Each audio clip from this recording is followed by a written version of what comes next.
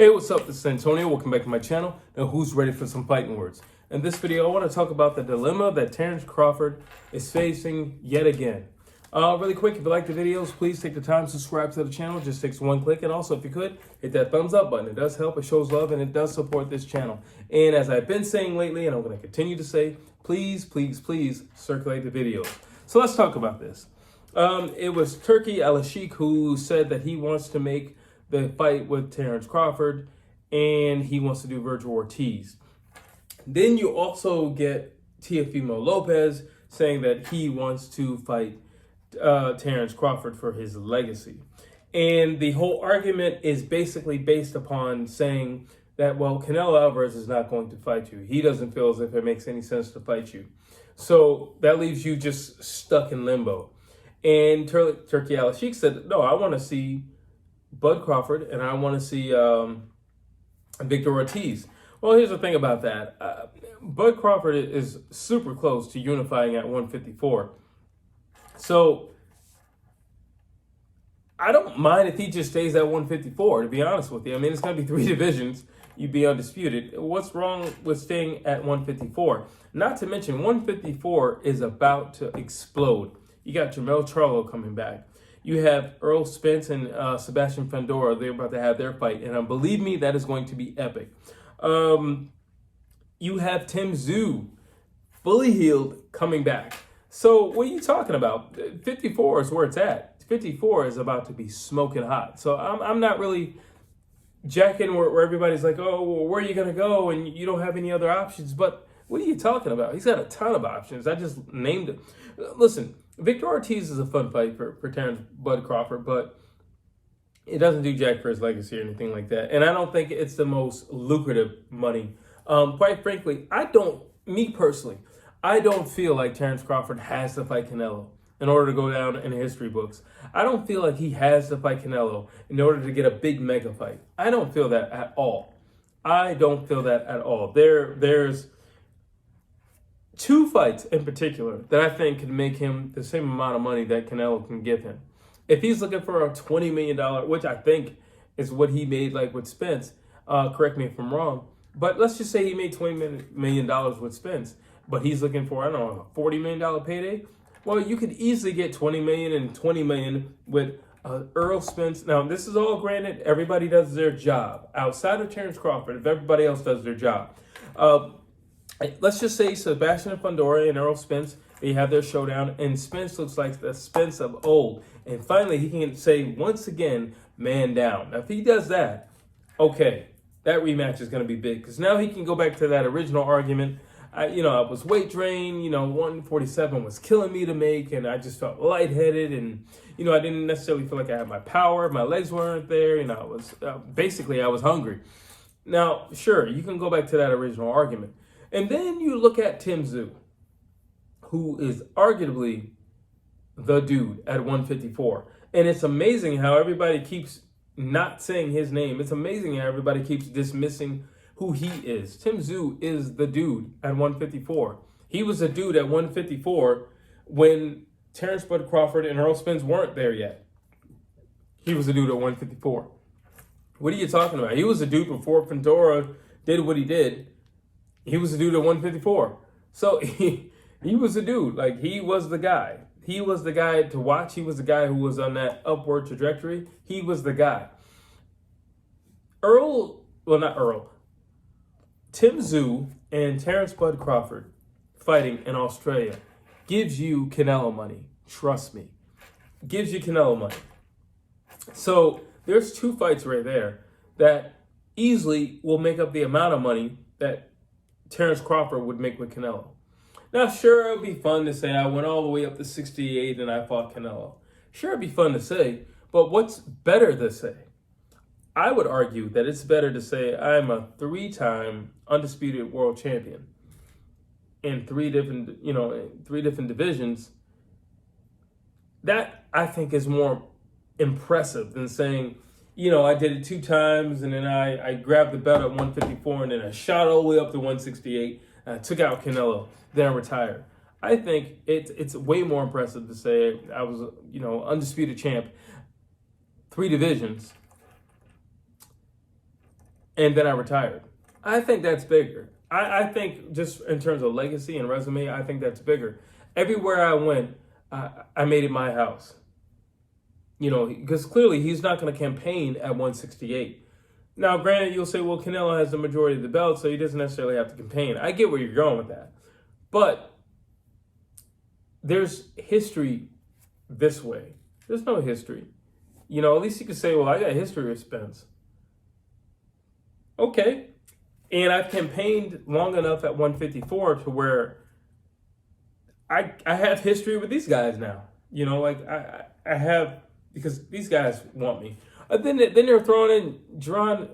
Let me say something. There is no reason on planet Earth for Terence Bud Crawford to get in a ring with Jaron Boots Ennis. Like none. First of all, Jaron Ennis hasn't done anything. I know that is burning a lot of people's ears, but he hasn't done anything in the sport of boxing. He hasn't beaten any big names. Like, so David Avenesian is nothing. Not to mention, you're talking about a guy who didn't get a full camp. So, like, that's nothing to brag about. You haven't beaten anybody. So, yeah, I understand the push to try to, you know, get him a big fight and get a big name under his belt. But if I'm Bud Crawford, why would I entertain that? At all. You don't have anything that I want. And you're someplace where I've already been and I conquered. So fighting Jaron Ennis is literally going backwards for Bud Crawford. It makes no sense. Errol Spence, we have history. That makes sense. Tim Tszyu was considered the guy because Charlo, you know, after his fight with Canelo, he disappeared. But Tim Tszyu was the guy who was moving on up. He was the guy. So it makes sense to say, no, I need to fight Tim Tszyu. I need to fight Tim Tszyu. That makes sense. It doesn't necessarily make sense to fight Canelo because it's not even as... See, here's one of the things about Canelo. Everybody's like, oh, I want to fight Canelo because it'll solidify me.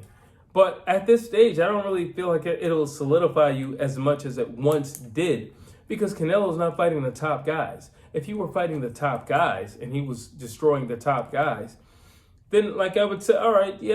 Now, if you go up and you beat the guy who's just demolishing the top guys, that's one thing. But Canelo's not fighting the top guys. So it doesn't mean anything if you run up and you beat him.